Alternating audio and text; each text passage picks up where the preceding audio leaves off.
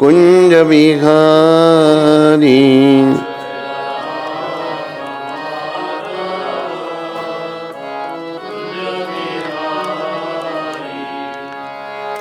गोपी जन बल्लभा गिरिवरधारी जय।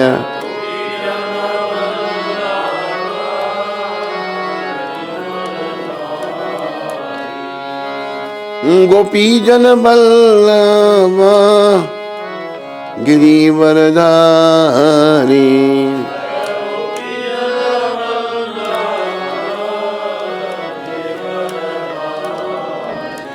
जय राधा माधवा कुंज बिहारी।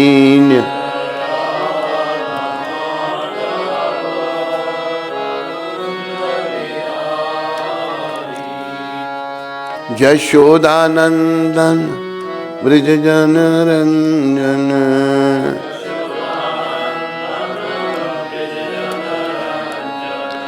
यशोदानंदन ब्रज जन रंजन।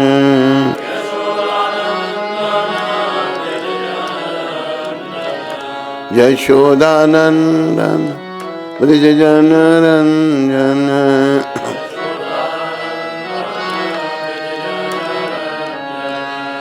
यमुना तीरा बनचारी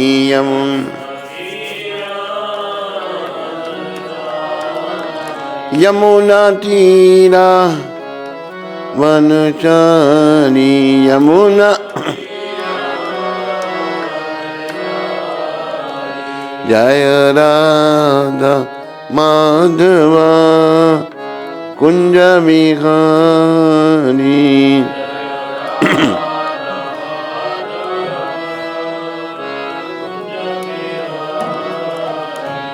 जय राधा माधव कुंज बिहारी।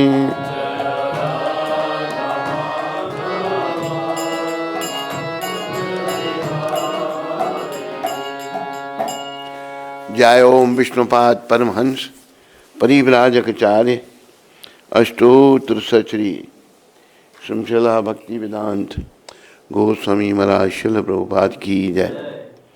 जय ओम विष्णुपाद परमहंस परिव्राजकाचार्य अष्टोत्तर सचरी श्रृंखला भक्ति सिद्धांत सत्य ठाकुर महाराज प्रभुपाद की जय। इस्कान विविधि संस्थापक आचार्य कृष्ण कृपा में श्रील प्रभुपाद की जय। अनंत कोटि वैष्णविंद की जय। नमाचार्य श्री हरदास ठाकुर की जय। प्रेम से कहो श्री कृष्ण चैतन्य प्रभु नित्यानंद श्री अद्वैत गदाधर श्रीवासदि गौर भक्तविंद की जय। श्री श्री गौर राधा कृष्ण गो गोपीनाथ श्याम कुंड राधा कुंड गिरि गोवर्धन की जय। श्री श्री वृंदावन मथुरा धाम की जय। श्री श्री नवदीप द्वारका धाम की जय। श्री धाम मायापुर धाम की जय। श्री श्री यमुना मई गंगमयी की जय। श्री श्री तुलसी देवी भक्ति देवी की जय। श्री श्री सामवेद भक्त वृंद की जय। श्री श्री युग धर्म हरिनाम संकीर्तन की जय। संकीर्तन यज्ञ की जय।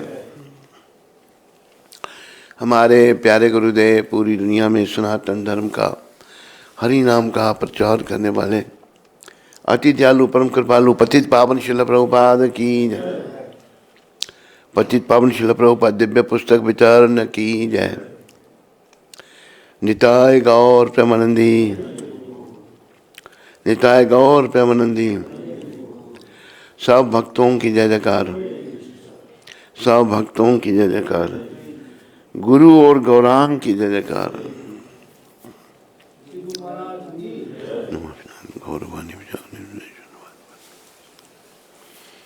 नमो विष्णुपदाय कृष्ण पृष्ठाय भूतले श्रीमति भक्ति वेदांत स्वामी नाम। नमस्ते सरस्वती देवे गौरवाणी प्रचारने निर्विशेष शून्यवादी पाश्चात्य देशतान। सारे बोलो जय श्री कृष्ण चैतन्य नित्यानंद श्री अद्वैत गदाधार श्रीवासादि गौर। हरे कृष्णा कृष्णा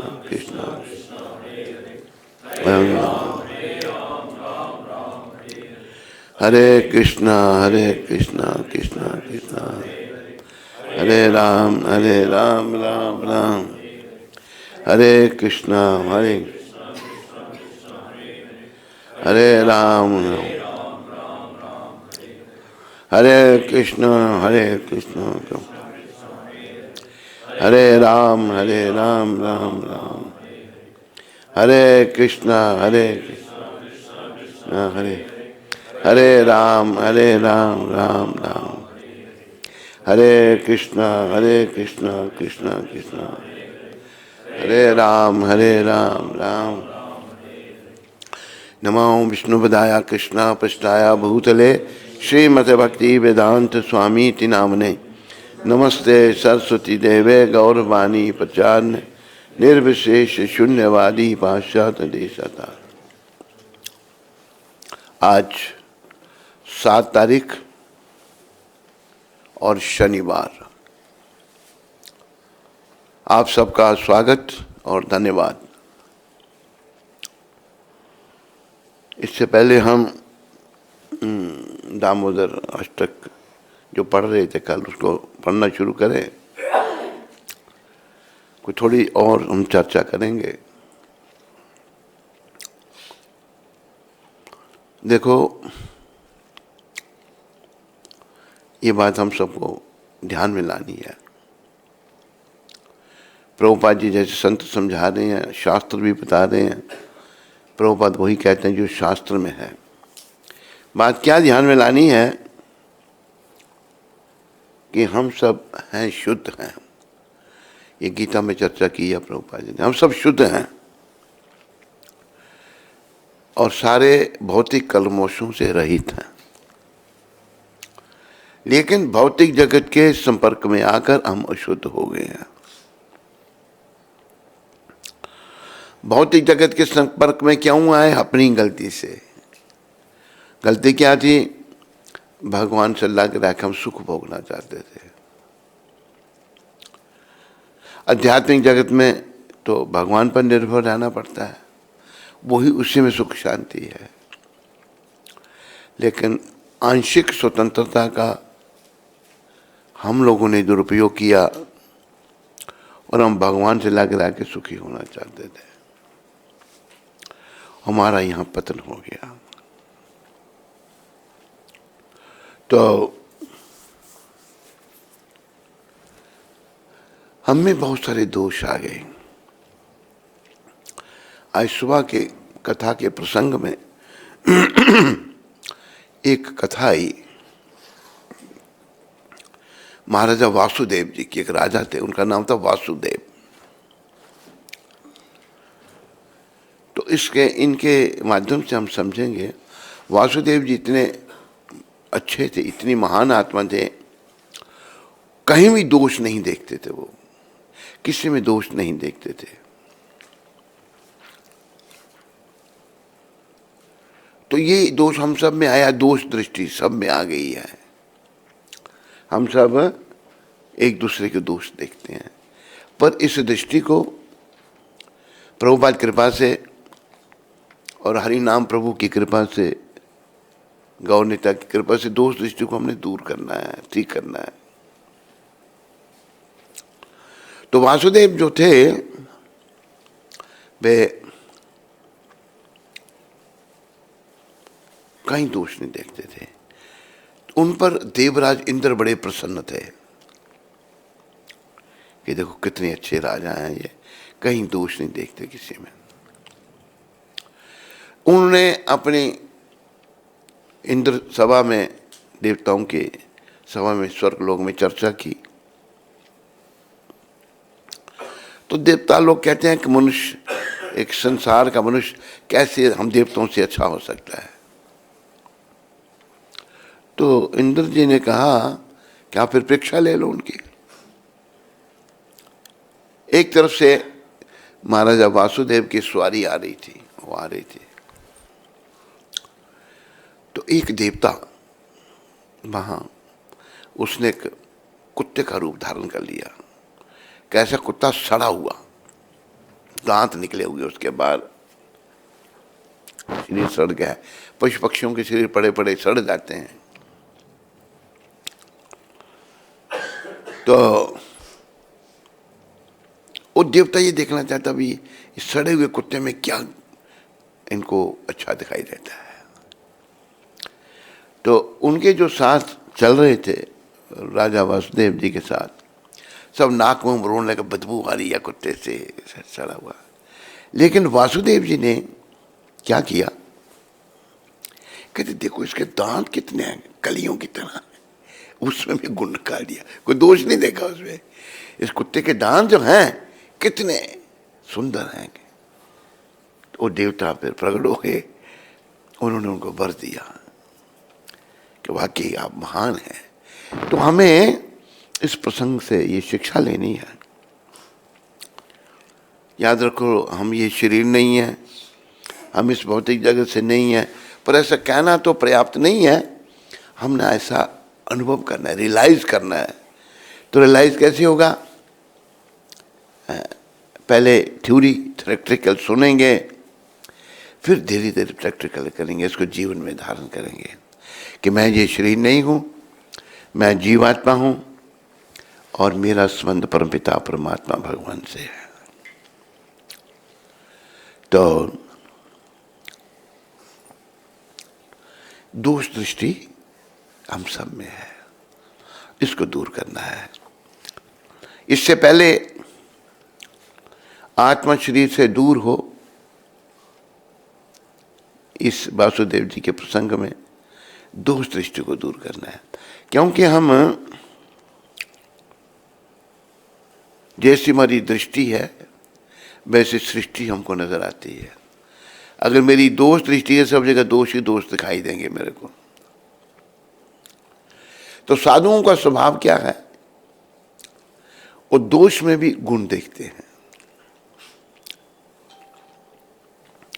और असाधु का वर्णन आता है, असाधु का स्वभाव ये है, वो गुण में भी दोष देखता है। तो जो असाधु का स्वभाव है, गुण में भी दोष देखना, ये अच्छा नहीं है। इसलिए कबीर साहब ने कहा है, एक चेतावनी दी है, उन्होंने कहा कि नारायण निज हिये में, बोलो, नारायण निज हिये में अपने दोष विचार, ता पीछे तू और के अवगुण भले निहार। ये प्राणी, इससे पहले तो अपने दोषों का विचार कर, फिर दूसरों के अवगुण तू देख। तो अगर कमी हमें ऐसा करें तो मैंने अपने, मेरे में तो बहुत दोष है, जब मेरे में दोष है तो मुझे क्या अधिकार है दूसरों के दोषों को देखने का। और एक बात प्रभुपाद जी ने कही थी, ये जो गुरु का काम है ना, गुरु बनने, लोग कहते हैं गुरु आए प्रणाम किया, एक सीधी सादी औरत थी, गुरु जी गए उसके घर में, तो कहती है, गुरु जी आओ आपके खुर पूछ दूं मैं। खुर जानवरों के खुर होते हैं ना, आओ मैं आपके खुर धो दूं। कहते देखो ऐसे नहीं कहते, कहते ऐसे करने से नरक में जाना पड़ता है। कहते मरे नरक हमारे भाग्य में क्या है? क्या कहा है? नरक में आप जैसे महान आत्माएं जाती हैं, उसको कुछ नहीं, तो बात में कहते मुझे कुछ पता ही नहीं है, इसलिए तो कुछ मत बोलो। तो हमें दोष दृष्टि जो है बहुत ज्यादा है। तो दोष दृष्टि दूर भक्ति भाव से होगी, भक्ति कृष्ण सिमरन से होगी, और विशेष करके प्रभुपाद जी जैसे महान वैष्णवों की कृपा से, और इस महामंत्र के जपने से। हरे कृष्णा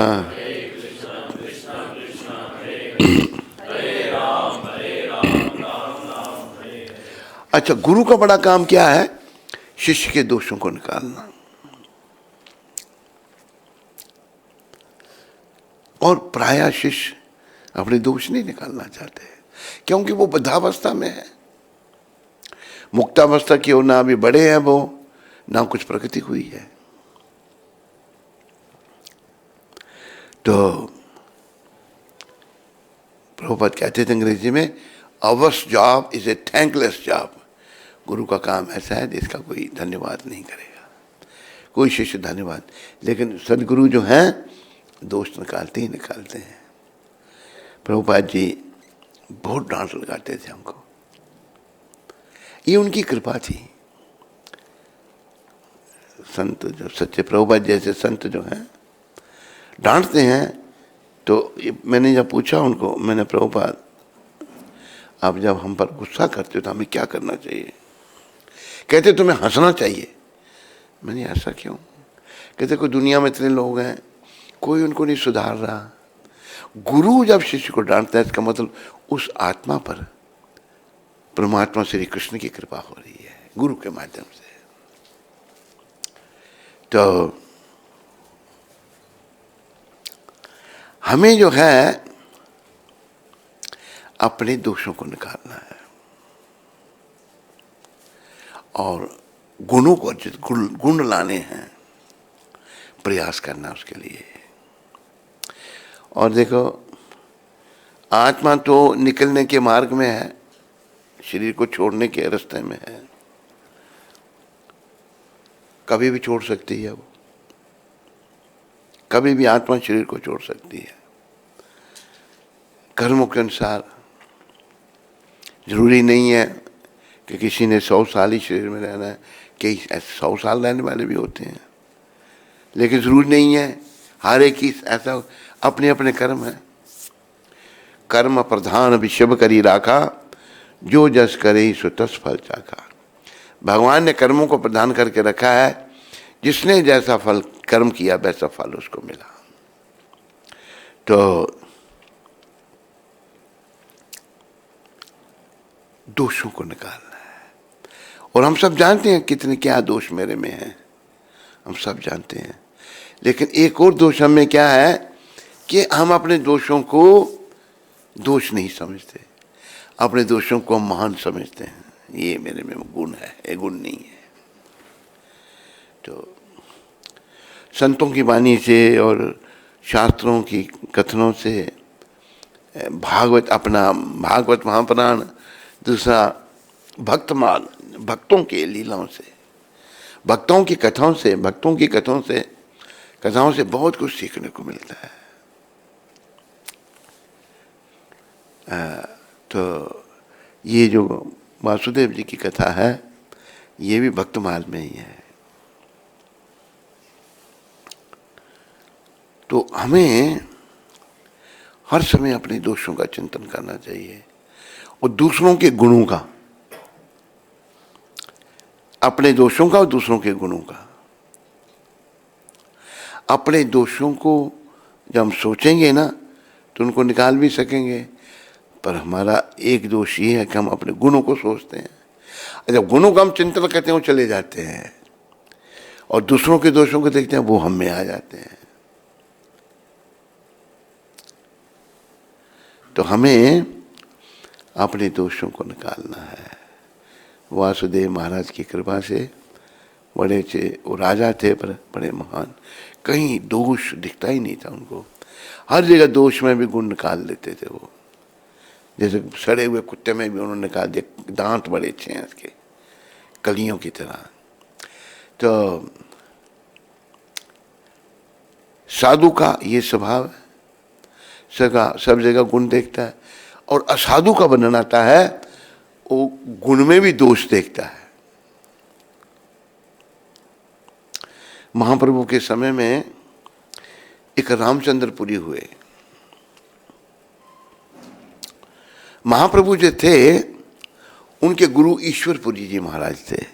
बोलो शिला ईश्वरपुरी जी महाराज की। सारे अवतारों ने गुरु बनाए, उन्होंने ईश्वरपुरी जी को गुरु बनाया। तो ईश्वरपुरी जी जो थे उन्होंने अपने गुरु अपना क्या नाम था उनका, शिला माधवेंद्रपुरी जी महाराज, बड़ी सेवा की उनकी। माधवेंद्रपुरी भी एक अवतारी पुरुष ही थे, लेकिन और शरीर छोड़ने से पहले माधवेंद्रपुरी महाराज जो हैं बीमार हो गए बड़े, और वो मलमूत्र भी बिस्तरे में करते थे, और ईश्वरपुरी जी ने गुरुदेव का मलमूत्र धोया। बड़ी सेवा की गुरु महाराज की। जब गुरु महाराज की बड़ी सेवा की तो गुरु जी बड़े प्रसन्न हुए उन पर, देखो कितना अच्छा है, और उनको आशीर्वाद दिया। तो उनके गुरु महाराज के आशीर्वाद के फलस्वरूप क्या हुआ कि ईश्वरपुरी जी महाराज के शिष्य बने त्रिलोकीनाथ भगवान श्री कृष्ण चैतन्य महाप्रभु। तो ईश्वरपुरी जी के एक गुरु भाई थे, उनका नाम था रामचंद्रपुरी। रामचंद्रपुरी जो है वो बेचारे दोष ही ढूंढते थे सब जगह। ईश्वरपुरी जी ने गुरु की सेवा की और इतना बड़ा पद पाया, उनका गौरव है, भगवान के वो गुरु बने, भगवान ने उनको अपना गुरु बनाया। तो एक बार क्या हुआ, महाप्रभु जो है इनको चल जगन्नाथ कहा है, चलते फिरते जगन्नाथ हैं। असल जगन्नाथ विग्रह रूप में है, जो विग्रह रूप में भगवान हैं उनको भी बहुत भोग लगते हैं, उनको तो सारे दिन भोग लगते रहते हैं। मनों के हिसाब से चावल खाते हैं भगवान, चपन बहुत कुछ, पता नहीं 1500 तो उनके रसोइये हैं भगवान के बनाने वाले, किचन भी देखने वाला भगवान का जहाँ भोजन बनता है जगन्नाथ जी का। तो एक बार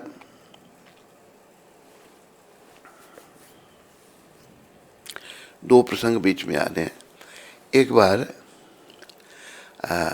भगवान श्री कृष्ण चैतन्य महाप्रभु को सार्वभौम भट्टाचार्य ने अपने घर में निमंत्रण दिया। सार्वभौम भट्टाचार्य पहले ज्ञान मार्गी थे, लेकिन भगवान की कृपा से परम भक्त बन गए। उनको भी अवतारी पुरुष बताया, वो बृहस्पति के अवतार बताए हैं सार्वभौम भट्टाचार्य। तो घर में बुलाया तो उनका दामाद था भट्टाचार्य जी का, सार्वभौम भट्टाचार्य, अमोघ लीला उसका नाम था, अमोघा। अमोघ जो था मतलब बस दुष्ट प्रकृति का था, दोष देखने वाली उसकी दृष्टि थी। तो प्रसंग में दूसरा प्रसंग आ गया, तो फिर दूसरा प्रसंग भी याद दिलाया मेरे को, मैं बताऊंगा। तो भगवान को बुलाया तो ढेर लगा दिया उनके आगे प्रसाद का भोग। सार्वभौम भट्टाचार्य बहुत कुछ बनाया उन्होंने, सार्वभौम भट्टाचार्य उनकी पत्नी लाकर बहुत। तो कहा कि भगवान कहते हैं भट्टाचार्य सन्यासी को इतना खाता है, ये तो 50 आदमियों को मेरा के ढेर लगा दिया तूने। तो भट्टाचार्य कहते रहने दो, कैसे सन्यासी मैंने आपने जना दिया मेरे को, वो तो जगन्नाथ रूप में मनों के हिसाब से खाते हो, इतना तो नहीं खा सकोगे, खाना ही पड़ेगा आपको, मैं प्राण दे दूंगा नहीं तो। भगवान तो भक्तों के पास में वो पहचानते थे उनको, भगवान आरोग रहे हैं। तो डंडा लेकर के सार्वभौम दरवाजे में बैठे कि मेरा दुष्ट अमोघ, मेरा दामोद ना कहीं, दामोदर क्या ना, अमोघ कहीं यहाँ ना आ जाए और उसने कुछ भगवान को कह दिया तो मेरे तो प्राण चले जाएंगे। तो अमोघ लीला ने दूर से देख लिया कि मेरा ससुर बेटा कुछ रूट अंदर कुछ हो रहा है, चक्कर का, वो किसी सामान लेने के लिए अंदर के भगवान को परोसने के लिए वो आ गया, बाप रे सन्यासी इतना खाता है, ये कहा। तो उनको पता लगा, बेचारे दुखी हो गए, रोने लग पड़े, कहते मर जाए हमारा ये दामाद, उनकी बेटी का नाम था शाठी विधवा हो जाए, मैं भगवान से प्रेम उनका। तो इन्होंने भी खाना पीना छोड़ दिया, भट्टाचार्य ने और उनकी पत्नी ने। हुआ क्या कि भगवान की कृपा, दामाद था अमोघ लीला भट्टाचार्य का, तो अमोघ जो है उसको हैजा हो गया, उल्टियाँ और टट्टियाँ लग गई, बुरी हालत हो गई, बेहोश होके पड़ गया। भगवान को सूचना दी गई, गौर भगवान को, कि अमोघा जो है वो बेहोश हो गया है। तो और उनके सास ससुर ने खाना छोड़ दिया, कुछ नहीं खा रहे वो। भगवान ने उनको संदेश भेजा, आप भोजन कर लो, सार्वभौम भट्टाचार्य और उनकी पत्नी को। भगवान ने जब कहा तो उन्होंने फिर प्रसाद पाए, नहीं तो बेचारे भूखे थे, वो दुखी थे भाई है। तो भगवान चले गए अमोघा के पास। अमोघा बेहोश पड़ा हुआ है।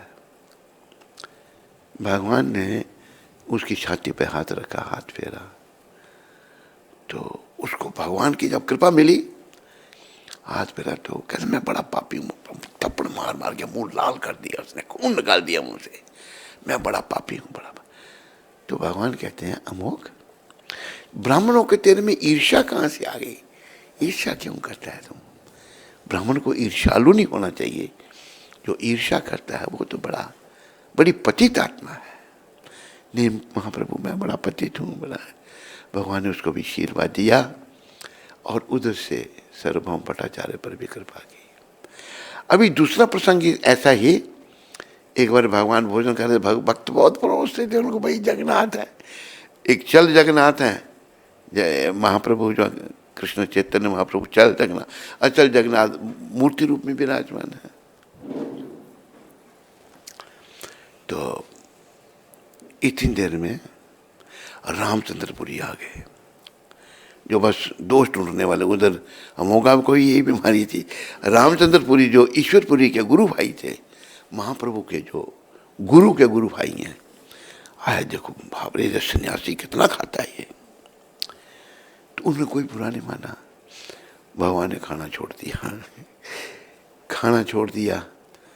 तो कहते हैं कि पूरी ठाकुर, गुरु का गुरु भाई, उनका भी सम्मान कर रहे हैं महाप्रभु, वो तो ठीक ही कह रहे हैं, सन्यासी को ज़्यादा नहीं खाना चाहिए। भक्तों के प्राण जानने लगे कि इस पापी ने क्या कर दिया, हमारे भगवान कुछ खा ही नहीं रहे। तो फिर बड़ी भक्तों की अनुनय से भगवान ने प्रसाद अपना बहुत कम कर दिया, फिर प्रसाद पाना शुरू किया। तो आप देखो कि हमारी जो दृष्टि है, हम नहीं पहचान सकते, ना अमोघ पहचान सका भगवान को, क्योंकि दोष दृष्टि थी, और ना कि रामचंद्रपुरी पहचान सका, वो ज्ञान मार्ग के बने हुए थे, भक्ति नहीं। और भक्ति से ही भगवान को पहचाना जा सकता है। भक्त्या माम अभिजानाति यावन् यश्चास्मि तत्वता ततो माम तत्वतो ज्ञत्वा विशते तदनंतरम। मैं जैसा हूँ भक्ति के द्वारा जाना जा सकता हूँ।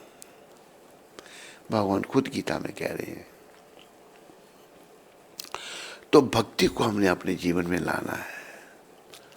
भक्ति करता है सेवा, सेवा करता है भक्ति श्री कृष्ण की।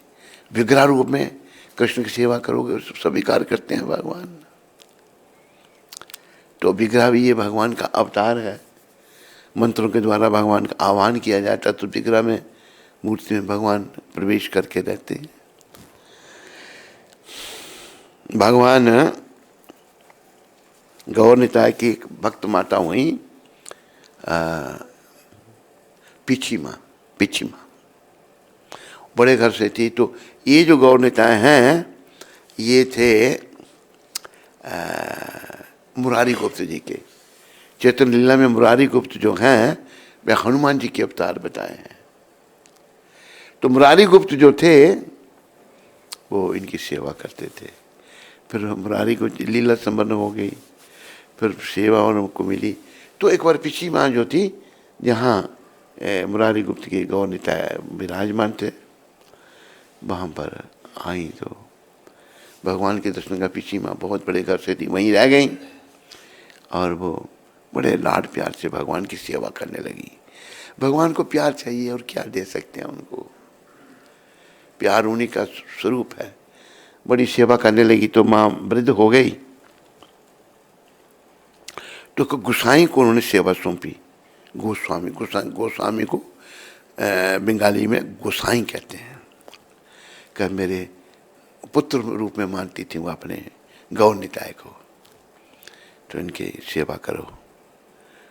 तो सर्दियों के दिन थे, सर्दियों में भगवान को गर्म पानी से नहलाना चाहिए।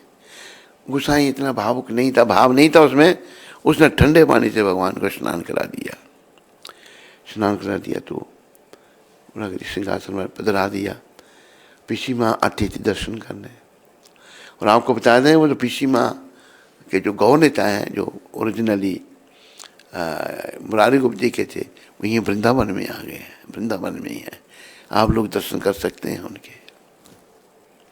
तो क्या हुआ कि गोसाई ने ठंडे पानी से नहला दिया। माता दर्शन करने आती थी, आपने लाडले गौ नेता क्या है तो देखा तो भगवान को ठंड लगी है, सर्दी लगी भगवान को, नाक चल रहा है भगवान का। तो गुस्सा आया, बुलाया उसको कि तुमने मेरे भगवान को ठंडे पानी से नहलाया। वो चुप, ठंडे पानी से भाव नहीं दे रहा उसको कुछ भी।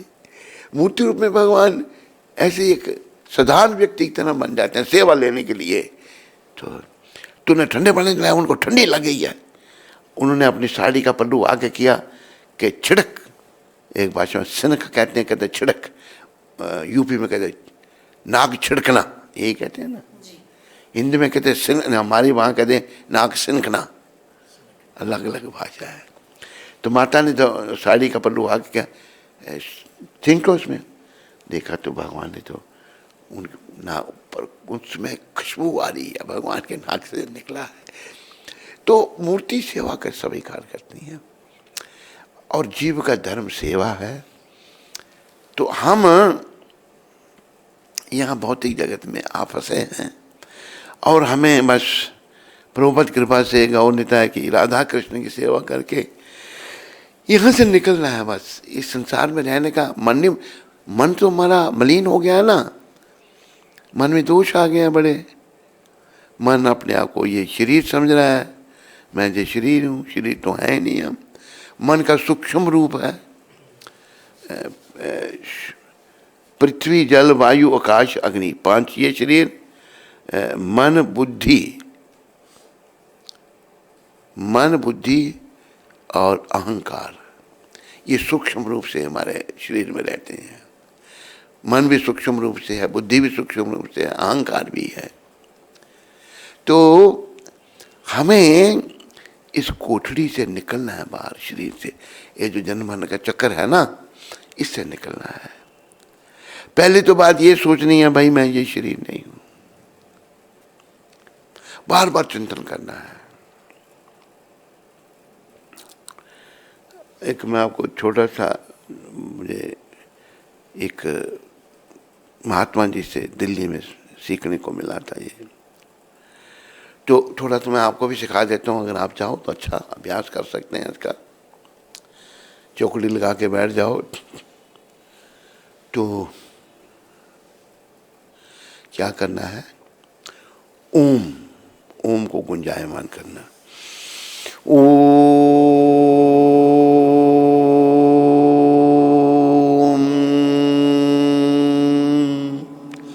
माँ जो है ना, माँ ऐसे देखना चाहिए कि माँ, ये आवाज़ नाभि से निकल रही है। नाभि में मणिपुर नाम का चक्र है, मणिपुर नाम के चक्र का ध्यान करना चाहिए। अलग अलग चक्र हैं, मणिपुर चक्र बड़ा जरूरी चक्र है। नाभि से ही माँ के पेट में ये शरीर बनता है।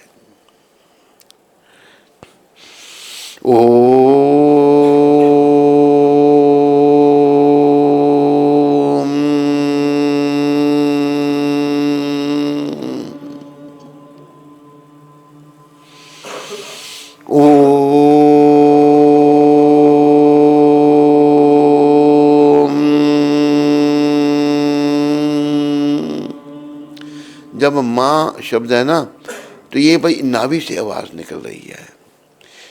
फिर एक बार करके फिर मैं बोलता हूँ कि क्या करना आपने।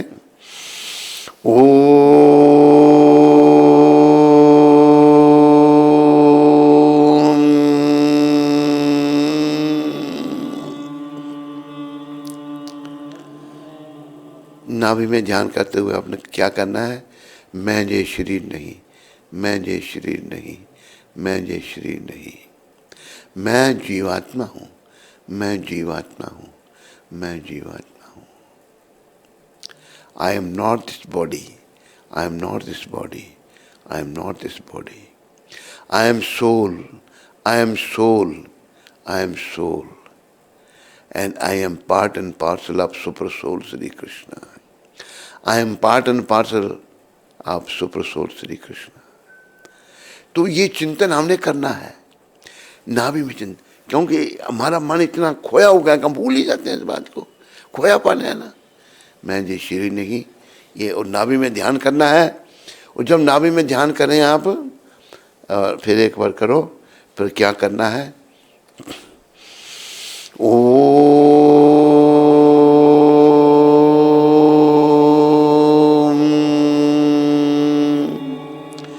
नाभि में मणिपुर चक्र का ध्यान करते हुए आपने क्या करना है? अंदर ही अंदर बोलना है, हरे कृष्ण कृष्ण कृष्ण हरे हरे, हरे राम राम राम हरे हरे। बोलो सारे, हरे कृष्ण। इस महामंत्र का ध्यान, महामंत्र को जपना है, राम राम हरे हरे। नाभि में ध्यान करते हुए महामंत्र जपना है, और बार बार यही कहना कि मैं ये शरीर नहीं, मैं ये शरीर नहीं, मैं ये शरीर नहीं, मैं जीवात्मा हूँ, मैं जीवात्मा हूँ। हम अपने आप को बुरी तरह अपना ये शरीर समझ रखे हैं। स्त्री हैं तो मैं स्त्री हूँ, पुरुष हैं तो मैं पुरुष हूँ। ना मैं स्त्री हूँ, ना पुरुष हूँ, ना मैं गोरा हूँ, ना काला हूँ, ना ऊंच हूँ, ना नीच हूँ, मैं तो जीवात्मा हूँ। यही रोग हम सबका, इस रोग को दूर करना है प्रभुपाद कृपा से और महाप्रभु की कृपा से, नित्यानंद भगवान की कृपा से, अद्वैताचार्य गदाधर श्रीवास ठाकुर की कृपा से इस रोग को दूर करने का प्रयास करना है। कि अगर हम अपने आप को ये शरीर समझ कर बैठे रहे ना, कल को समय आ जाएगा शरीर को छोड़ने का, फिर हम छोड़ना नहीं चाहेंगे, संकेत आ जाएंगे शरीर छोड़ना है, संकेत आ जाएंगे, लेकिन हमारा शरीर से मोह होने के कारण हम छोड़ना नहीं चाहेंगे। होगा क्या? यमदूत जबरदस्ती हमसे छुड़ाएंगे। उनके पास कला है, वो यम पाश में बांध करके आत्मा को शरीर से निकालेंगे। और आत्मा का मोह इस नश्वर शरीर से है, चाहे स्त्री का चोला, चाहे पुरुष का चोला। इसलिए हमको शरीर के मान उपमान बहुत लगते हैं। ओ वो मेरी बेइज्जती कर रहा है, मेरी बदनामी कर रहा है, सब इस शरीर की बदनामी। तुम तो शरीर हो ही नहीं, तुम तो जीवात्मा हो। इसलिए संत महात्माओं ने, अभी जैसे एक संत महात्मा की बात और मुझे याद आई, बड़े अच्छे संत थे, एक गांव के बाहर कुटिया में रहते थे। वो गांव के लोग जाते थे उनके दर्शन करने, अपना भजन में लगे रहते थे। गांव का जो मुखिया था, वो मुखिया तीर्थ यात्रा पे जाना था उसने, हरिद्वार। पहले पैदल यात्राएं होती थी, हरिद्वार जाना था। तो उसके पास को 25 मोहरें थी सोने की। सोचा कि घर में छोड़ूंगा, हो सके चोरी हो जाए। महात्मा के पास कौन आएगा चोरी करने, महात्मा चले पकड़ हैं। तो उन्होंने आए, कहते महाराज मैं यात्रा के लिए जा रहा हूँ, ये 25 स्वर्ण मुद्राएं हैं, ये अगर आप रख तो यहाँ कहीं। तो उसने, मुखिया ने कुटिया के अंदर उनको फंसा दिया, रख दिया, एक कपड़े में पेड़ी हुई रख दी 25 मोहरें। और पत्नी को भी बोल दिया था कि मैं 25 मोहरें वहाँ रखी हैं, कभी तेरे को इमरजेंसी पड़े तो वहाँ से तुम ले लेना। तो समय निकलता गया। एक दिन उस मुखिया की जो पत्नी थी, उसे कुछ जरूरत पड़ी पैसे की, खत्म हो गए पैसे। आई, कहती महाराज मेरे गुरु, मेरे पति ने आपके पास मोहरें रखी थी। कहते कोई यहीं कहीं रखी होंगी, ले लो। उसने देखा तो उसमें से 5 मोहरें उसने निकालनी खर्चे के लिए। एक संत की बात सुना रहे, संत कैसे होते हैं। मोहरें निकालनी और ले गई खर्चा कुर्चा करने के लिए। समय बीता, वो मुखिया, गांव का मुखिया आया, महात्मा जी के पास आया, कहा महाराज वो मैंने रखी थी, ले लो, जहाँ रखी ले लो वहाँ से। आके गिनी तो 5 कम। ये नहीं कि उसने पत्नी को बोला था, पत्नी को पूछे, वो भूल ही गया इस बात को। कहती है देखो महात्मा चोर है, ये 5 मोहरें चुरा ली उसने मेरी। दूसरे तीसरे बात लोग इकट्ठे हो गए, कहते हम तो बड़े अच्छे महात्मा समझते थे, ये तो चोर है, और चोरी करना बहुत पाप है। हमारे ये 2 महात्मा बैठे हुए हैं यहाँ पर, ये बेचारे नोटों का हेरा फेरी कर देते हैं। एक दिन 2 महात्माओं ने, दोनों ने किया जो, दोनों ने या तूने, इतने क्या होगा, नोट कॉपी में डाले हुए, तो कोई पता नहीं लगेगा, नोट कॉपी में छुपाए हुए हैं। तो नीचे एक माता ठहरी थी, एक महात्मा को, कौन सा महात्मा सोया था उधर, ये तो कॉपी रखी थी, तो बंदर घुस गए अंदर। बंदर ने कॉपी उठा ली और नोट गिरे सारे उसमें, चोर पकड़े गए। बंदर इसलिए घुसा कि चोरों को पकड़ने के लिए। तो वो मुखिया अल्प बुद्धि का था, मूर्ख था, तो महात्मा ने चुरा ली। ये नहीं कि तू औरत को पूछा करके, नहीं, महात्मा तो बेचारे बड़े महान थे, लोगों से चर्चा की। एक महात्मा की परिभाषा बता रहे हैं कैसे होते हैं महात्मा। महात्मा बनना वैसे बड़ी दूर की बात है, पर हम सबको प्रयास करना चाहिए महात्मा बनने का, स्त्री को भी और पुरुष को भी। तो क्या हुआ कि लोगों ने कहा कि ऐसा करो, इस महात्मा को, लोगों को पता लगे महात्मा चोर है, इसका काला मुंह करो और गधे पर बैठा के गांव में घुमाओ उसको। ऐसा किया उन लोगों ने, महात्मा जी का काला मुंह किया। उन्होंने पूछा भाई क्यों काला मुंह कर रहे हैं, और बोले ये भी कोई प्रभु इच्छा होगी। मुंह काला किया उनका, गधे पर हा हू करते करते जा रहे हैं। महात्मा बेचारे चुप करके गधे पे बैठे हुए। तो उसके मुखिया के घर से गुजरे तो उसने शोर सुना अंदर। पूछती है दूसरी अपनी कोई होगी उसकी, कहते क्या शोर है भाई, कहते तुम्हें नहीं पता, कहते क्या, महात्मा जो थे उनके पास तेरे पति ने 25 मोहरें रखी थी, महात्मा ने 5 चुरा ली थी उसमें, वो भी उनको काला मुंह करके गधे पर सर पीटा उसने। आई बार पति को बुला के क्या कर रहा है तू, तो पूछा मेरे को, तूने कहा था ना उधर ले लेना। सब झट नीचे से उतारा कर थे, चरणों में गिर के कहते माफ कर दो महाराज, हमसे बड़ी गलती हो गई। कुछ लोग तारीफ करने लगे उनकी।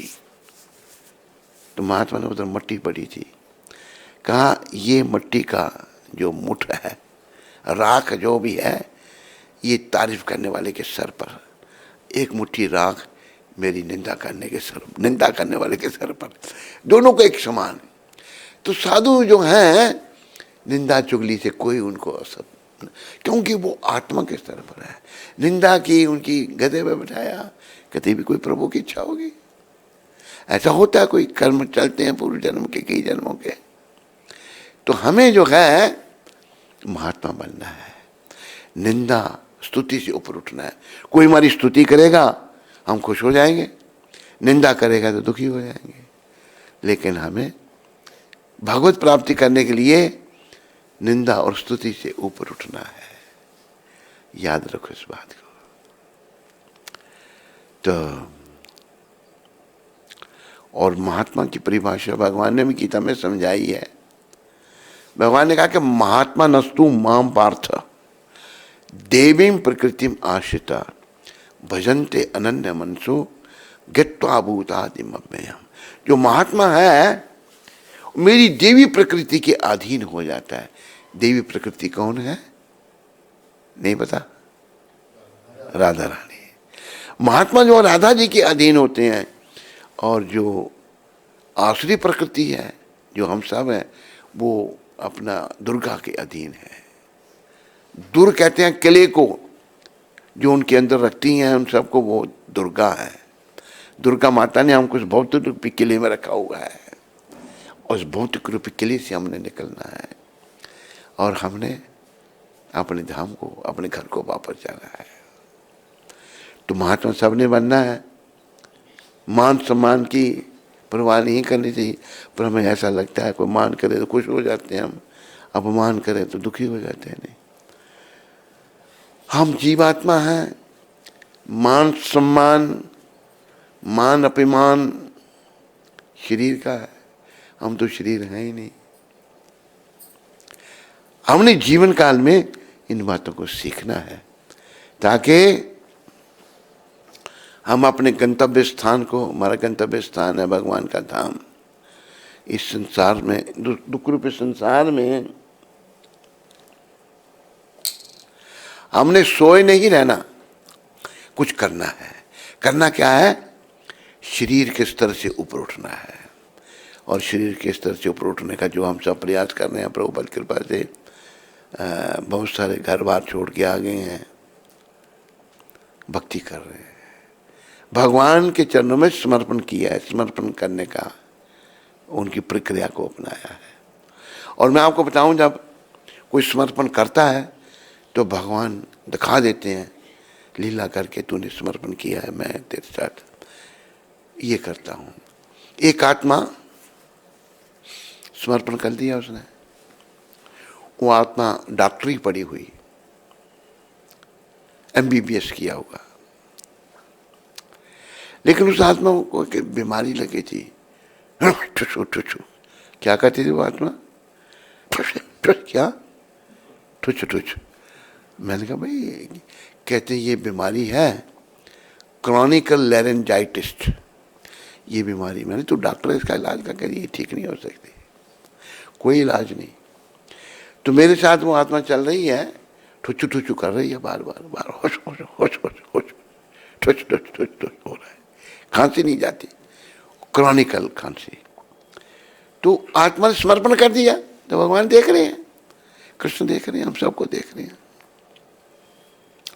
तो भगवान ने बड़ी कृपा करके सोचा, भाई इस आत्मा को थोड़ा सा चमत्कार दिखा दो। करते भगवान ही, हम जीव कुछ नहीं कर सकता, हम भी जीव आत्मा हैं। तो उन्हीं की प्रेरणा से हमारे हृदय में भगवान बैठे हुए हैं, हमारे हृदय में गुरु महाराज की भी कृपा है। तो प्रेरणा से हम जा रहे थे, बम्बई में हम थे, एक दुकान के आगे गुजरे। मैंने कहा रोको गाड़ी, इधर रोकी। मैंने कहा जाओ उधर से ना खांसी की दवाई मिलती है, कि उसको कहते हैं कंठ सुधारक बटी। मैंने कहा वो ले आओ। मैंने कि ये गोली एक एक चूसो। उसने ये नहीं कहा माता जी इसका कोई इलाज नहीं है, चूसने लगा। वो क्रॉनिकल लैरेंजाइटिस को भागते हुए रास्ता ही नहीं मिला, कोई भी भाग गई वो बीमारी, जो कहते तो उसका कोई इलाज नहीं है। तो भगवान ने कहा बेटा तू मेरी शरण में आया है तो मैं तेरे साथ में हूँ। ऐसे और एक और आत्मा उसने भी समर्पण किया है। गुण दोष तुम्हारे चलते हैं ना साथ साथ में। उसने समर्पण किया तो उसको क्या हो गया? ब्रेन हेमरेज हो गया। ब्रेन हेमरेज बड़ी खतरनाक बीमारी है। तो हम तब वृंदावन में थे, पर आत्मा ने समर्पण तो किया है। दोष हम सब में हैं, गुण दोष। तो हम वृंदावन में थे तो हमको फोन आया, वो आत्मा अमृतसर में थी, फोन आया एक लेडी डॉक्टर, उसने भी दीक्षा ले रखी है और रशिया से पढ़ी हुई है उसने डॉक्टरी। उसका फोन आया और कहा कि महाराज प्रभु जी बड़े बीमार हो गए हैं, तो उनको ब्रेन हेमरेज हो गया। फिर कहते हैं कि ब्रेन में ब्लड क्लॉट ना बन जाए तो उनका ब्रेन का ऑपरेशन करना पड़ेगा। मैंने कहा ऑपरेशन से क्या होगा? वही माता कहती है उनकी आवाज़ जा सकती है, आंखों की रोशनी जा सकती है, पैरालिसिस हो सकता है। मैंने कहा भाड़ में जाए ऐसा ऑपरेशन, नहीं करना हमने। मैंने उसको बोल दिया। मैंने इधर से फ़ोन किया उधमपुर कुंती माता को, मैंने कहा ऐसा है कि एक समर्पित आत्मा को ब्रेन हैमरेज हो गया है, तुम सब लोग कीर्तन करो, अखंड कीर्तन। जैसे अखंड कीर्तन शुरू हुआ, डॉक्टर चेकअप कर रहे हैं उसको, डॉक्टरों ने कहा कि नहीं अभी ऑपरेशन नहीं करना, ज़रूरी नहीं, रूल आउट कर दिया उसको। तो भगवान कृपा करते हैं, दिखाते हैं। नहीं तो ब्रेन हैमरेज वाला कौन बन सकता है? क्रॉनिकल लैरिंजाइटिस किसकी आज तक ठीक हुई या किसी की नहीं हुई? लेकिन जिन्होंने समर्पण किया भगवान के चरणों में, भगवान ने कृपा कर दी उन पर। उनकी एक ब्रेन हैमरेज ठीक कर दिया, दूसरी की लैरिंजाइटिस भगा दी। तो समर्पण करना है उन्हें, भगवान के चरणों में आना है। जैसे कहा है ना,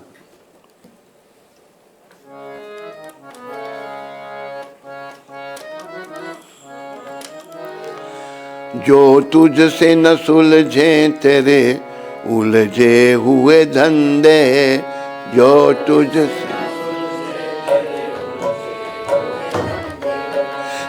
तुझसे न सुलझे तेरे उलझे हुए धंधे, जो तुझसे न भगवान के इंसाफ पे तू छोड़ दे बंदे।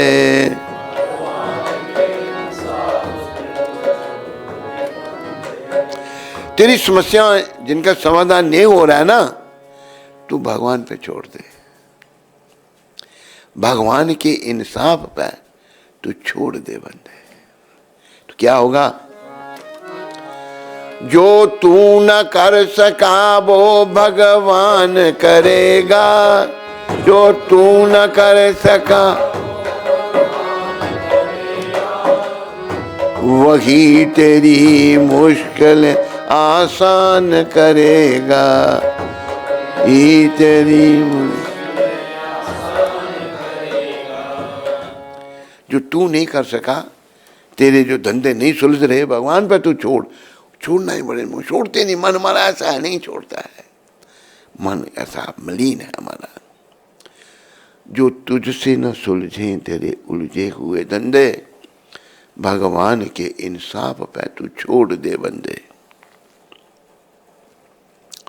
जो तू न कर सका वो भगवान करेगा, और वही तेरी मुश्किलें आसान करेगा। और याद रखो, सबसे बड़ी मुश्किल क्या है?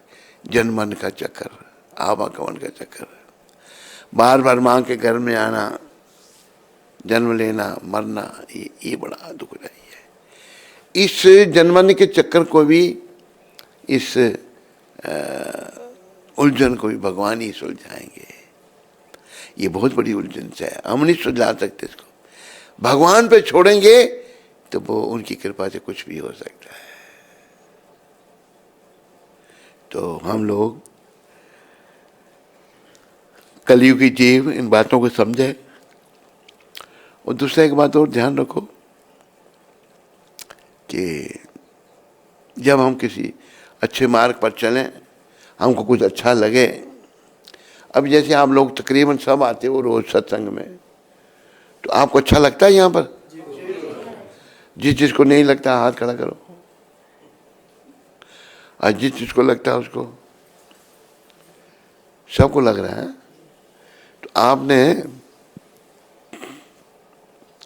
दूसरों को भी बताना है, दूसरों को भी लाना, जो आपके संपर्क में है ना। अगर आप एक एक करके अपने साथियों को लाओगे, हाल भर जाएगा।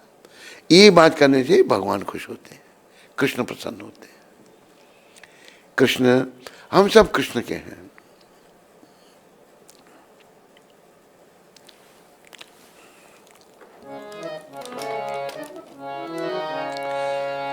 अच्छे हैं जो हम तो हैं तुम्हारे, अच्छे हैं बुरे हैं जो हम तो हैं तुम्हारे।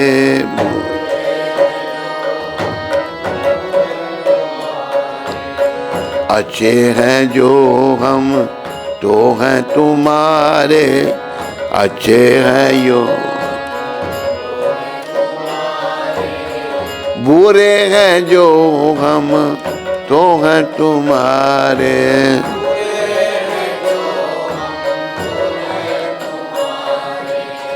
तुम्हारे दर के हैं हम भिखारी, तुम्हारे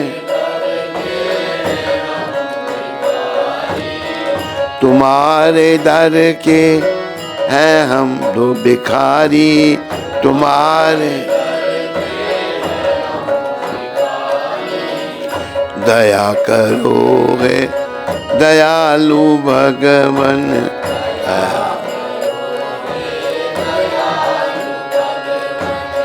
शरण में आए हैं हम तुम्हारी,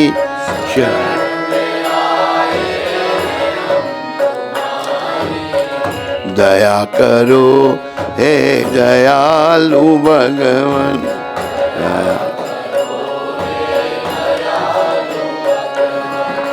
संभालो हम बिगड़ी दिशा हमारी, संभालो दया करो हे दयालु भगवन।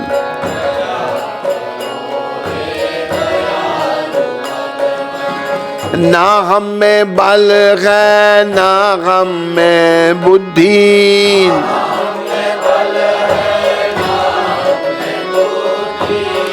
ना हम में साधन ना हम में भक्ति।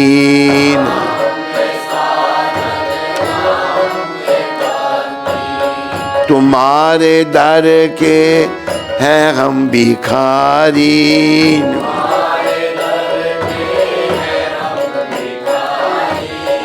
दया करो हे दयालु भगवन।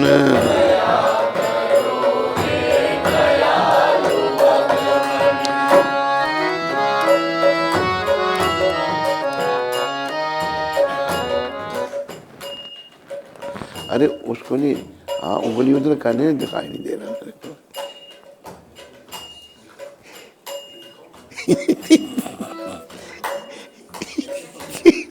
अरे उंगली में पीछे कर रहा हूँ तेरी, हाँ उंगली नहीं लगना शब्दों पर।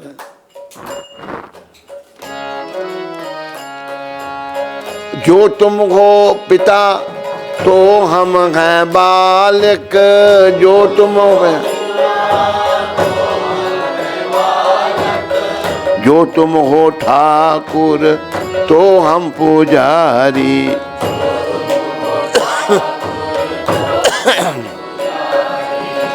शरण में आए हैं हम तुम्हारी,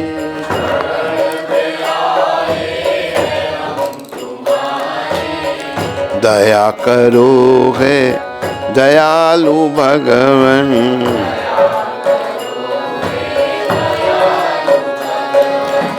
सुना है हम अंश हैं तुम्हारे,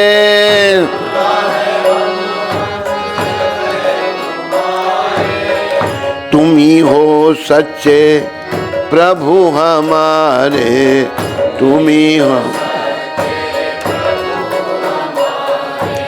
यह है तो सुध तुमने क्यों भी सारी, यह है तो सुध तुमने क्यों भी। दया करो हे दयालु भगवन।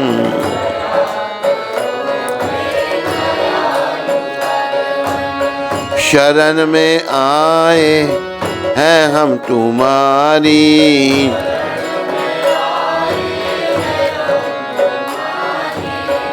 दया करो हे दयालु भगवन।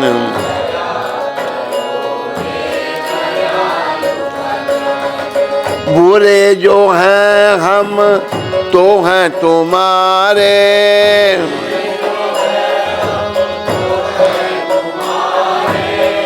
भले हैं जो हम तो हैं तुम्हारे।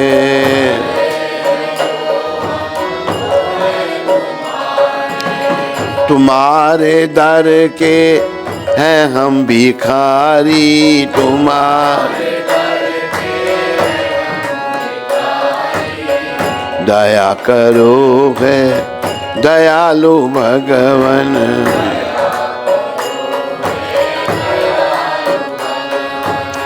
शरण में आए हैं हम तुम्हारी, शरण में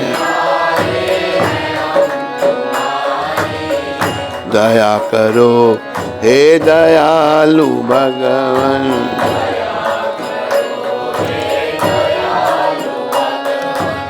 प्रदान कर दो महान शक्ति,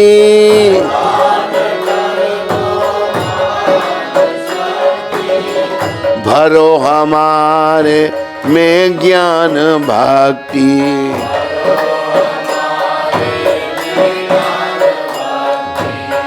तभी कहाँ हो गे तापहारी,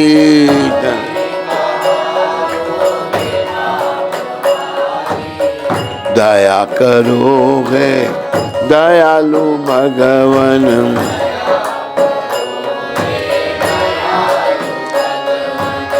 ना होगी जब तक कृपा की दृष्टि,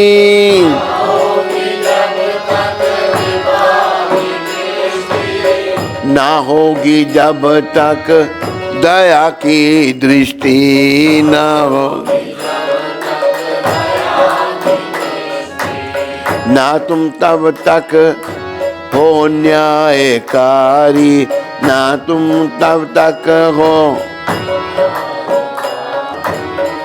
दया करो हे दयालु भगवन।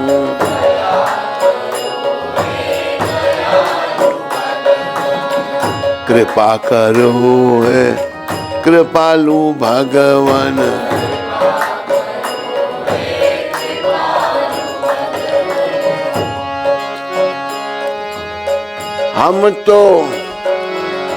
हमें तो बस तेरिक नाम की है, हमें तो बस तेरिक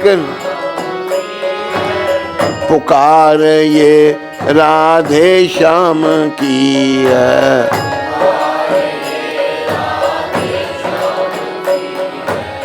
पुकार ये राधे श्याम की है।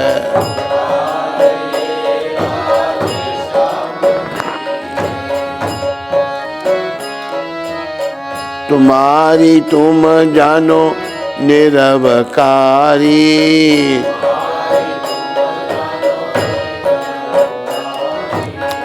दया करो है दयालु भगवन।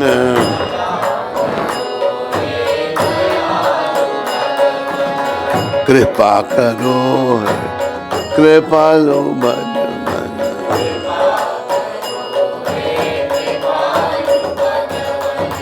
बोलो अति दयालु परम कृपालु भगवान की, बोलो मोर मुकुट बंसी वाले की जय। हरे कृष्णा हरे राम। जब भी बीच में थोड़ा सा गैप आए कृपया महामंत्र बोलना ताकि ध्यान प्रभु चरणों में रहे। तो आज है 7 तारीख है और प्रभुपाद जी की शिक्षा अमृत से हम पढ़ेंगे। आज के दिन प्रभुपाद जी ने क्या कहा था, ये प्रभुपाद जी ने नेल्लोर में कही थी ये बात, दक्षिण भारत में।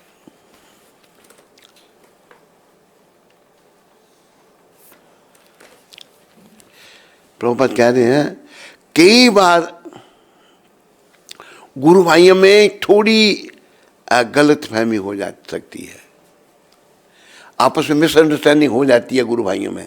यहाँ तक कि मुक्त आत्माओं के बीच भी ऐसा देखा जाता है, मुक्त आत्माओं के बीच में। किंतु महत्वपूर्ण यह है कि प्रत्येक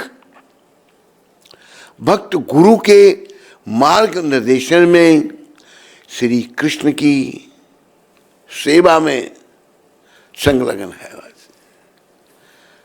तो हमने सब कृष्ण की सेवा में लगना है। भगवान की सेवा करनी है, निष्काम सेवा करनी है, कोई कामना नहीं, कोई इच्छा नहीं। और भगवान सेवा से ही भगवान मिल सकते हैं, ऐसे नहीं। भगवत सेवा जो है ये हमारी अंतरात्मा को शुद्ध कर देगी। हमारा जो मन मलिन है उसको शुद्ध कर देगा। मन जब शुद्ध जो है, मन चंगा तो कटौती में गंगा, मन को शुद्ध कर देंगे। तो प्रभुपाद यही आज की शिक्षा में समझा रहे हैं। मतभेद हो जाते हैं, मुक्तात्मा में मतभेद हो जाते हैं। एक मुक्तात्मा की बात मेरे ध्यान में आई। हमारे सबसे बड़े चार्य श्रील रूप गोस्वामी हैं, तो उनको एक लीला स्फूर्ति होती थी। लीला स्फूर्ति क्या है? भगवान की लीला जैसे सिनेमा दिखाई देता है ना, ऐसे दिखाई देता हूँ। एक लीला हो रही है, लीला स्फूर्ति कहते हैं उसको।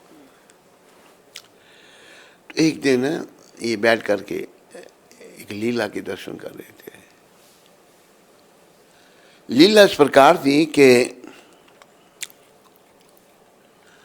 राधा रानी एक वृक्ष से फूल चुन रही हैं, उसमें फूल लगे हुए हैं। जब फूल चुने माता ने चुनने का प्रयास किया, चुने नहीं प्रयास किया तो टहनी बड़ी दूर थी, फूल हाथ नहीं पहुंच रहा। तो भगवान हमारे कौतकी भगवान, बोलो कौतकी कृष्णचंद्र भगवान की। भगवान को हाथ से प्रयास बहुत अच्छा लगता है हमारे ठाकुर जी को। तो राधा रानी बड़ी भोली वाली है। राधा रानी भोली वाली चंचल बिहारी, राधे राधे जपो चले आएंगे बिहारी।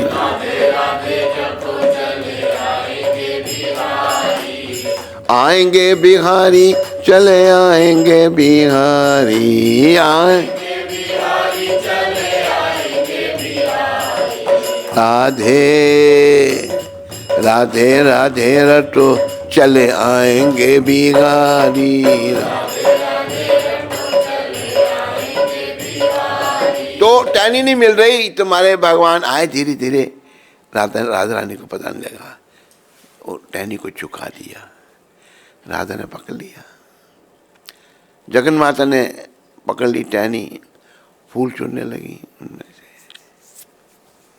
इतनी देर में क्या हुआ?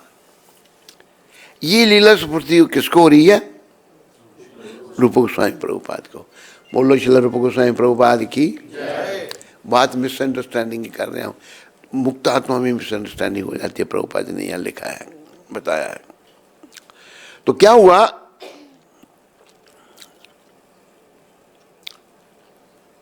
भगवान ने पीछे से टहनी पकड़ के रखी, दवाई थी ना नीचे, अभी छोड़ दी।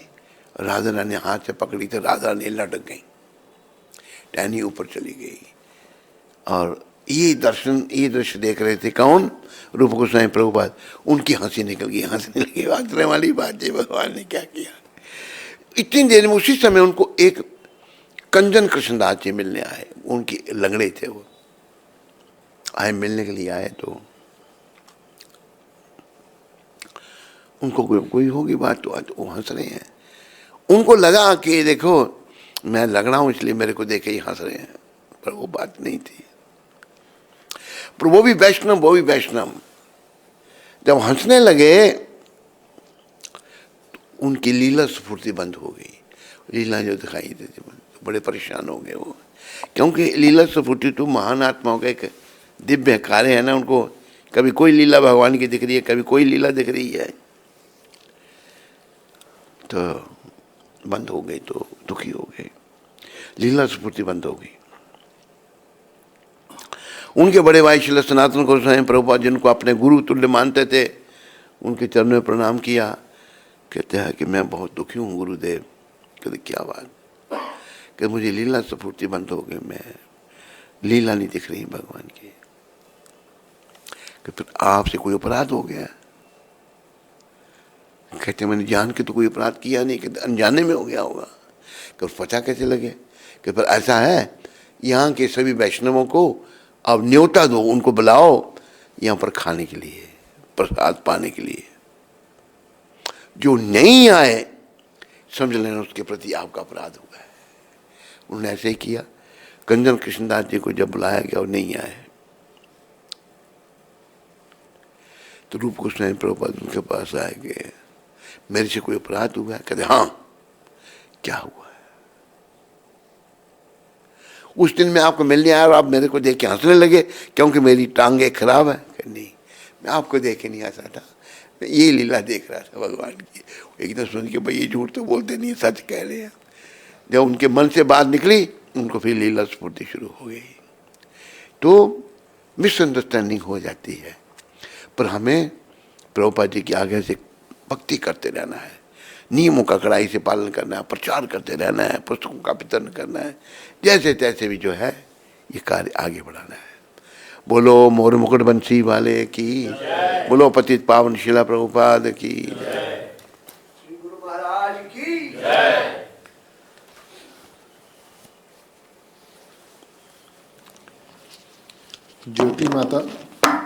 ज्योति माता हैदराबाद से।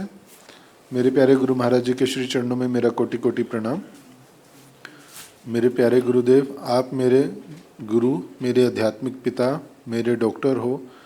जब भी मैं बीमार होती हूँ आध्यात्मिक या भौतिक रूप से, मैं आपको सुनती हूँ और मैं ठीक हो जाती हूँ। गुरुदेव, एक बार मेरी तबीयत बहुत ख़राब हो गई, मैं बस आपके लेक्चर लगाया और आपको सुनने लगी और कुछ देर बाद मुझे शांति मिल गई। तब से जब भी कोई दुख आता है मैं आपको याद करती हूँ, आपको सुनती हूँ और सब ठीक हो जाता है। मैं बहुत नालायक हूँ और शिला प्रभुपाद दया की मूर्ति हैं। मुझ पर इतनी कृपा किए, मुझे आप गुरु रूप में मिल गए हैं। हम सब बहुत भाग्यशाली हैं। गुरु महाराज जी, हम वो छोटे बालक हैं जो अपने माता पिता के बिना नहीं रह सकते। इस दुख रूपी संसार में हम जी नहीं पाएंगे। हमें हर एक सेकंड आपकी गाइडेंस चाहिए। गुरुदेव, मुझसे कभी कोई भी भूल हुई तो मुझे माफ़ करना। आपकी बहुत याद आती है। 4 नवंबर एकादशी के दिन वृंदावन इस्कॉन में सुबह 6:30 आपके दर्शन हुए। बस यही अपने मन में बसा के हैदराबाद आ गई। उस दिन को याद करती हूँ, काश वो दिन बार बार आए। हम आपकी अच्छी हेल्थ के लिए प्रे करते हैं। Gurudev, you are the hope in the hopeless world. आपकी पतित बेटी ज्योति। ज्योति माता, तेरी भावना अच्छी हैं, इनको और अच्छा बढ़ाओ और आगे बढ़ाओ। भक्ति करो, सिमरन करो भगवान का। प्रभुपाद जी के चरणों में बार बार ध्यान लगाओ कि कृपा करो, हमें भक्ति दे दो। बस सबको भक्ति का प्रयास करना चाहिए। खुद भक्ति के लिए प्रयास करो, जो भी दूसरा मिले उसको भी भक्ति के बारे में बताओ, जो आप समझें उसको भी बताओ, और ऐसे ही हमारा जीवन सफल बनेगा। जीवन को सफल बनाओ। तो ज्योति माता तुम्हारा धन्यवाद। हरे कृष्ण। ज्योति माता ने पहली बार किया प्रश्न मेरे ख्याल आया। अच्छा, हरे कृष्ण। ज्योति। गोपिका ठाकुर माता, मुंबई से। हरे कृष्ण गुरुदेव जी, आपके चरणों में कोटि कोटि प्रणाम। प्रभुपाद जी और गौर निताई नरसिंह भगवान से आपके स्वास्थ्य की मंगल कामना करते हैं। गुरुजी, मुझे कुछ दिनों से जप करने में बहुत दिक्कत आ रही है। जप करते समय ध्यान बहुत इधर उधर जाता है। कृपया करके मार्गदर्शन करें। आपकी कृपा इस पतित बेटी पर बनी रहे। देखो, ऐसा है कि ये समस्या जो आपकी है प्रायः सभी की है। पता नहीं कितने जन्मों से हमारा मन भटक रहा है संसार में, दुनिया में, और एकदम नहीं लगेगा। प्रयास करते रहो। इसका प्रभुपाद जी ने भी एक उत्तर दिया था अपनी शिक्षामृत में। जैसे बच्चा है, चलना सीखता है, चलता है, गिर जाता है, फिर प्रयास करता है चलने का, फिर गिरता है, फिर करता है, फिर गिरता है, गिरता है, चलता है, गिरता, एक दिन चलना सीख जाता है। यही परिस्थिति हमारी है कि हमने प्रयासरत रहना, लगे रहना है। ये लगे रहने से एक दिन हमको प्रभुपाद जी जैसे महान वैष्णवों की कृपा से हम सफल हो जाएंगे। हरे कृष्ण। आप में से किसी को कोई प्रश्न तो नहीं है? यहाँ पर हम ना गिरिराज जी जाना चाहते हैं, मतलब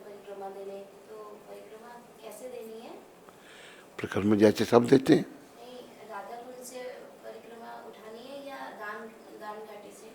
कहीं से भी उठा सकते हो, कोई कठोर सख्त नियम नहीं है, जहाँ से उठा सकते हो उठा लो। हरे कृष्ण। ठीक है, और कोई प्रश्न किसी को? धन्यवाद। प्रसाद नहीं आया अभी तक? आ गया? इसको उठाओ और आप अपना काम शुरू करो। हरे राम हरे कृष्णा हरे राम हाथ धोने के लिए पानी ला।